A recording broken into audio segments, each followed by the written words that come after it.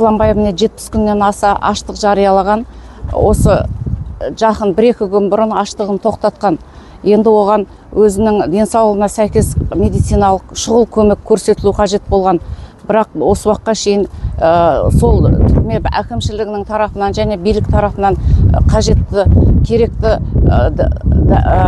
медициналық көмек көрсетілмей отыр осы Марат Жыланбаевқа. Және Марат Жыланбаевтың денсаулығы өте төмен. Сол аштық тоқтатқан 13 тамыз күні оның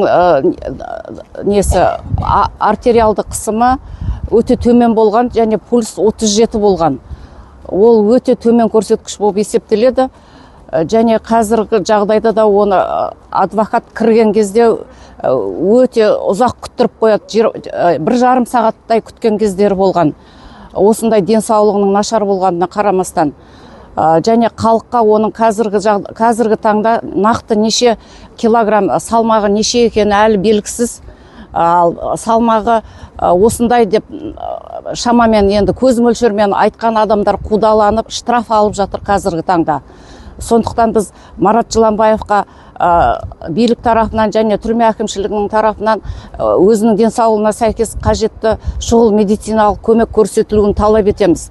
Және халықтың қолдауы қажет етіледі. Халық өзінің сөзімен, ойымен және де қаржылай көмектесуі қажет. Ондай көмек болмаған жағдайда жалғыз Мараттың емес, жалпы халықтың халі мүшкіл болатыны сөзсіз қазіргі қымбатшылық жағдайда.